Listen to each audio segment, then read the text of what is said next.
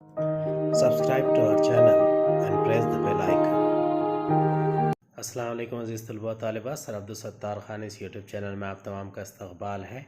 Ninth science फ़ायदेमंद और नुकसानदा खुर्दबीनी जानदार सवालात के जवाबात और सरगर्मियाँ देखेंगे। चलिए शुरुआत करते हैं फ़ायदेमंद और नुकसानदा खुर्दबीनी जानदार। सवाल नंबर 1 है, कौसैन में दिए गए मुतबादलात में से मुनासिब मुतबादिल चुनकर खाली जगहें पुर कीजिए। हर बयान की वजाहत कीजिए। पहला सवाल है, ईस्ट डैश के ज़रिए गैर जिनसी तरीक़े से अफजाइश नस्ल करती है। दूसरा, फफूंद से तैयार होने वाले जहरीले कीमियाई मादों को डैश कहते हैं। तीसरा, डैश की वजह से फलीदार नबातात कसीर मकदार में प्रोटीन तैयार कर सकते हैं। पहले का जवाब है गुंचाकारी या कलियाव। ईस्ट फफूंद में गुंचाकारी या कलियाव के ज़रिए गैर जिनसी तरीक़े से अफजाइश नस्ल होती है। साजगार हालात में ईस्ट के खलियात में तेज़ी से गुंचाकारी या कलियाव के तरीक़े से अफजाइश नस्ल होती है। दूसरा है माइकोटॉक्सिन्स। फफूंद की मुख्तलिफ़ अक़साम माइकोटॉक्सिन्स जैसे जहरीले मादे का अफराज कर सकती है। तीसरा है राइजोबियम।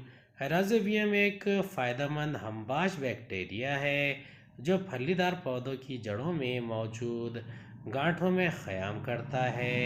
ये फलीदार नबातात हवा से बराह रास्त नाइट्रोजन हासिल नहीं कर सकते, लेकिन ये बैक्टीरिया नाइट्रोजन के तयन के तरीक़े से हवा की आज़ाद नाइट्रोजन को इसके मुरक्कबात में तब्दील कर देते हैं। इस तरह ये नबातात इन बैक्टीरिया की मौजूदगी से आला प्रोटीन पर मुश्तमिल ग़िज़ाई अज्जा तैयार करते हैं। दूसरा सवाल है, झैल की अशिया में पाए जाने वाले खुर्दबीनी जानदारों के नाम लिखिए। दही, पाव, फलीदार पौधों की जड़ों या गांठें, इडली, डोसा, आलू का ख़राब हो चुका साग। पहला है दही लैक्टोबैसिलाई, पाव ईस्ट, फलीदार पौधों की जड़ों पर गांठें rhizobium, idli east, dosa east, आलू का ख़राब हो चुका साग क्लॉस्ट्रिडियम। तीसरा सवाल है, मुतफ़र्रिक़ जुज़ को अलहदा कीजिए और बताइए कि मुतफ़र्रिक़ क्यों है। पहला है नमोनिया, खनाख, खसरा, हैज़ा। दूसरा है लैक्टोबैसिलाई, राइजोबियम ईस्ट, क्लॉस्ट्रिडियम। तीसरा है अखेड़ा, तांबेरा, रोबेला, मोज़ाइक। पहले का जवाब है हैज़ा, कालेरा दीगर तमाम तनफ़ुसी निज़ाम से मुंसलिक बीमारियां हैं। दूसरा है क्लॉस्ट्रिडियम, दीगर तमाम फ़ायदेमंद खुर्दबीनी जानदार है। तीसरा रोबेला इंसानों में वायरस से होने वाला बुखार है। दीगर तमाम नबातात के अमराज है। मोज़ाइक वायरल बीमारी है, जबकि अखेड़ा और तांबेरा बैक्टीरियाई मर्ज़ है। चौथा सवाल है, साइंसी वजूहात लिखिए। पहला सवाल है, गर्मी के मौसम में बहुत देर से रखी हुई दाल की सतह पर झाग नज़र आते हैं। इसका जवाब है, गर्मी के मौसम में अतराफ़ का दर्जे हरारत और हवा की मरतूबियत बैक्टीरिया और फफूंद की अफजाइश के लिए साजगार होती है। इस साजगार माहौल में इन खुर्दबीनी जानदारों की अफजाइश नहायत तेज़ी से होती है। बहुत देर तक रखी दाल में बैक्टीरिया और फफूंद की आमेजिश से तख़मीरी अमल शुरू हो जाता है। इस तख़मीरी अमल के दौरान कार्बन डाइऑक्साइड का अखराज होता है, जिसकी वजह से दाल की सतह पर झाग पैदा होते हैं।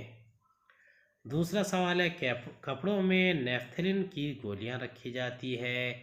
इसका जवाब है, नेफ्थलीन की गोलियों में मखसूस जहरीले कीमियाई मादे शामिल होते हैं, जिनकी वजह से कपड़ों को ख़राब करने वाली सिल्वर फिश या दीमक कपड़ों तक पहुंचने से बाज रहती है। नेफ्थलीन गोलियों की वजह से फफूंद की अफजाइश पर भी रोक लग जाती है। चूँकि नेफ्थलीन की गोलियों की वजह से कपड़े ख़राब नहीं होते, इसीलिए कपड़ों को लंबे अरसे तक अच्छी हालत में रखने के लिए इनमें नेफ्थलीन की गोलियां रखी जाती हैं। फफूंद के ज़रिए फैलने वाली बीमारियों के ज़राए और उनकी इंसदादी तदाबीर बयान कीजिए। इसका जवाब है, फफूंदी अमराज जैसे दाद, ख़ारिश और जल्द की दूसरी बेकायदियाँ मर्ज में मुब्तला मरीज से करीबी रब्त रखने से फैलती हैं। मरीज के कपड़े, बिस्तर की चादरें और कंघों वगैरह से फफूंद के बजरों या नसीजों का इंतशार होता है, जिससे एक सेहतमंद आदमी फफूंदी अमराज का शिकार हो जाता है। अच्छी ज़ाती हिफ्ज़ान सेहत के उसूलों पर अमल बराबरी और मुतासरा शख्स से करीबी ताल्लुक़ न रखना ही इन बीमारियों की इंसदादी तदाबीर हैं। पांचवा सवाल है, सुतून अलिफ की मुनासिब जोड़ी लगाइए। Rhizobium, Clostridium, Penicillium, east. इसके जवाबात हैं राइजोबियम नाइट्रोजन का तायुन, क्लोस्ट्रिडियम ग़िज़ाई सुमैयत, पेनिसिलियम ज़िद हयातिया की तैयारी, ईस्ट बेकरी की अशिया। छठा सवाल है, छोटे बच्चों को कौन कौन से टीके दिए जाते हैं? इसका जवाब है छोटे बच्चों के जिसमें बीमारियों के ख़िलाफ़ क़ुव्वत मुदाफ़ियत कम होती है, इन्हें मुतादी अमराज से महफूज रखना बहुत ज़रूरी होता है, इसलिए इन्हें पैदाइश के फ़ौरन बाद मुख्तलिफ़ टीके दिए जाते हैं। छोटे बच्चों को दर्ज झैल टीके दिए जाते हैं। पहला है, इब्तदाई तौर पर पैदाइश के 8 दिनों के अंदर BCG का टीका लगाया जाता है। यह टीका बच्चे को तपेदिक TB से महफूज रखता है। दूसरा है, तीसरे, चौथे और 5वें महीने में इन्हें ट्रिपल वैक्सीन या DPT दिया जाता है। इस टीके से DPT यानी डिप्थीरिया, पेरिटोसिस और टेटानिस के ख़िलाफ़ मुदाफ़ियत पैदा की जाती है। तीसरा है, इसी वक्त इन्हें पोलियो टीके की खुराक भी पिलाई जाती है।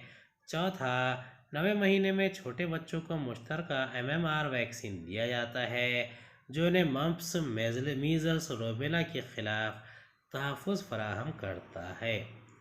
पाँचवा सवाल है, स्कूल जाने वाले बच्चों को टाइफाइड शिकन और हैज़ा शिकन टीके भी लगाए जाते हैं। कभी कभी यरखान यानी हेपेटाइटिस के ख़िलाफ़ मुदाफ़ियत पैदा करने वाला टीका भी दिया जाता है।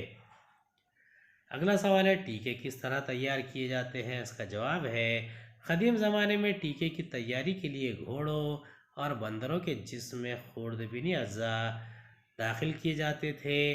तजुर्बागाह के ये जानवर इन खुर्दबीनी जानदारों की हिफाजत के लिए अपने जिस्म में ज़िद हयातिया तैयार करते थे। ज़िद हयातिया दरअसल वो प्रोटीन होते हैं जो मर्ज़ लाहक करने वाले जरासीम के ख़िलाफ़ अमल करते हैं। इन ज़िद हयातिया को इन जानवरों के खून से अलग किया जाता था और इन्हें बतौर टीका के इस्तेमाल किया जाता था। मौजूदा दौर में हयाती टेक्नोलॉजी में ज़बरदस्त तरक्की के बायस अब तजुर्बागाहों में बैक्टीरिया की मदद से टीके तैयार किए जाते हैं। इस मकसद के लिए बीमारी लाहक करने वाले जरासीम से मुताल्लिक़ तफसीली मुताला किया जाता है। इन जरासीमों के जीन और DNA को मुकम्मल तौर पर उजागर किया जाता है। इस मालूमात की बुनियाद पर तजुर्बागाहों में इन जरासीमों के ख़िलाफ़ अमल करने वाले प्रोटीन को मसनूई तरीक़े से तैयार किया जाता है। एक महफूज टीके को इस तरह तैयार किया जाता है कि वो बीमारियों के ख़िलाफ़ जिस्म का मुनासिब तरीक़े से तहफ़्फ़ुज़ कर सके।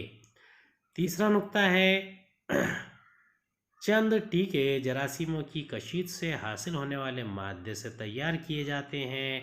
इन जरासीमों या खुर्दबीनी जानदारों को गैर असरदार और गैर तामुली हालत में तब्दील करके बेख्वाबी की साकिन हालत में रखा जाता है। जब इन्हें किसी शख्स के जिस्म में दाखिल किया जाता है तो ये अपना तहफ़्फ़ुज़ी अमल शुरू कर देते हैं। इस टीका ज़दा शख्स का जिस्म पहले से ही ज़िद हयातिया तैयार करता है। जब मुस्तक़बिल में ये शख्स इसी किस्म के जरासीम के हमले की जद में होता है तो तहफ़्फ़ुज़ी निज़ाम फ़ौरन मुतहर्रिक हो जाता है और वो शख्स मर्ज़ के हमले से बच जाता है। अगला सवाल है, दर्ज झैल की तारीफ़ बयान कीजिए। अमल तख़मीर, तख़मीरी अमल, ज़िद हयातिया। फर्मेंटेशन, अमल तख़मीर जिस तग़ज़ियाती अमल में चंद मख़सूस खलियात महलूल में मौजूद कार्बोहाइड्रेट को अल्कोहल और कार्बन डाइऑक्साइड में तब्दील कर देते हैं, इसे अमल तख़मीर कहते हैं। ज़िद हयातिया कुछ बैक्टीरिया और फफूंद से हासिल होने वाले कार्बनी मुरक्कबात जो नुकसानदा खुर्दबीनी जानदारों का ख़ात्मा या इनके अफजाइश पर काबू पाने की सलाहियत रखते हैं, इन्हें ज़िद हयातिया कहते हैं। अगला सवाल है, क्या इंसान की तरह हैवानात को भी ज़िद हयातिया दिया जाता है? क्या दोनों को दिए जाने वाले ज़िद हयातिया एक जैसे होते हैं, क्यों? इसका जवाब है, जानवर भी मुख्तलिफ़ किस्म की बीमारियों से मुतासिर होते हैं। इनमें बैक्टीरिया, वायरस और फफूंद के ज़रिए अमराज फैलते हैं। इसलिए इलाज के दौरान वेटरनरी डॉक्टर यानी जानवरों की बीमारियों के माहिर मुआलिज के ज़रिए इन्हें ज़िद हयातिया दिया जाता है। इंसानों में अमराज लाहक करने वाले खुर्दबीनी जानदार जानवरों के खुर्दबीनी जानदारों से मुख्तलिफ नोयत के होते हैं, इसलिए चंद ज़िद हयातिया मुख्तलिफ होते हैं, जबकि चंद ज़िद हयातिया दोनों के लिए एक जैसे होते हैं। ज़िद हयातिया से बीमारियों का इलाज किस तरह किया जाता है? इसका जवाब है, ज़िद हयातिया मखसूस किस्म के अमराज लाहक करने बैक्टीरिया का ख़ात्मा करती है और इस तरह अमराज को फैलने से रोकती है। ब्रॉड स्पेक्ट्रम ज़िद हयातिया से क्या मुराद है? इसका जवाब है, जो ज़िद हयातिया कई किस्म के जरासीम के ख़िलाफ़ मुफीद साबित होते हैं, इन्हें ब्रॉड स्पेक्ट्रम ज़िद हयातिया कहते हैं। बाज़ औक़ात मर्ज़ की अलामत ज़ाहिर होने के बावजूद मर्ज़ लाहक करने वाले जरासीम की शनाख्त नहीं की जा सकती। इस हालत में ब्रॉड स्पेक्ट्रम ज़िद हयातिया का इस्तेमाल किया जाता है। एम्पिसिलिन, एमोक्सिसिलिन, टेट्रासाइक्लिन वगैरह का शुमार ब्रॉड स्पेक्ट्रम ज़िद हयातिया में किया जाता है। उम्मीद है आपको हमारा वीडियो पसंद आया होगा। अगले वीडियो में दोबारा मुलाकात होगी। खुदा हाफिज़।